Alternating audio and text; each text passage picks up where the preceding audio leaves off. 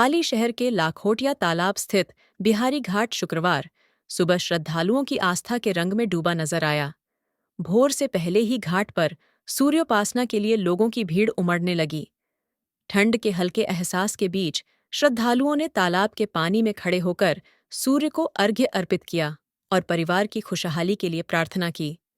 नहाए खाए से शुरू हुआ 4 दिवसीय छठ महापर्व शुक्रवार को सूर्योदय के साथ संपन्न हुआ।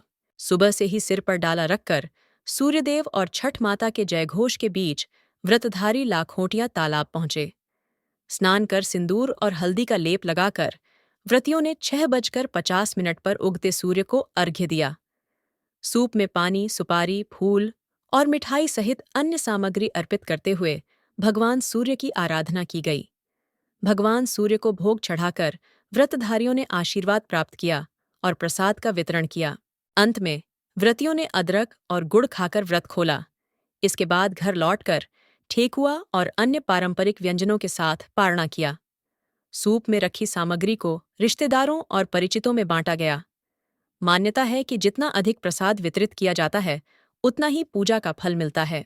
छठ एक बहुत बड़ा त्यौहार पूर्वांचल के लोगों के लिए होता है, स्पेशली यूपी, बिहार, झारखंड, कुछ पार्ट उड़ीसा के भी जो कनेक्टेड है बिहार के, झारखंड के, तो वहाँ के लोग छठ को बहुत बड़ा त्यौहार के रूप में मनाते हैं, महापर्व के नाम से जाना जाता है। और अब आज के डेट में ये बिल्कुल ग्लोबल रूप ले चुका है।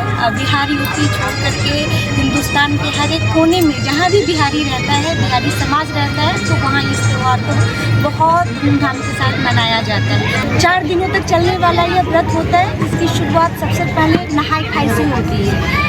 व्रती गंगा स्नान करती हैं, जहाँ पर गंगा जी नहीं है तो वह गंगा जल डाल करके किसी तालाब नहर में स्नान करती हैं। और उस दिन का भोजन उनका जो होता है बहुत सात्विक होता है।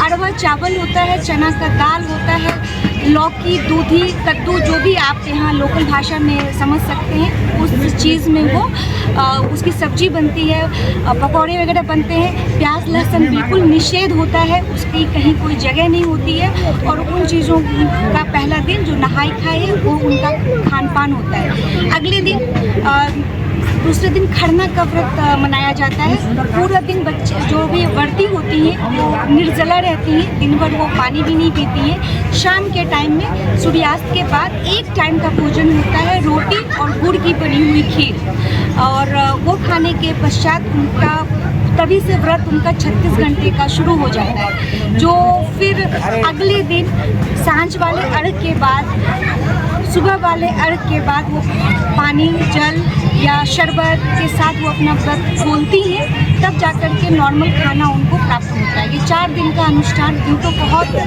भारी है, लेकिन महिमा अपार रहती है छठी मैया की। उनकी कृपा से सब कुछ बहुत बेहतरीन तरीके से हो जाता है।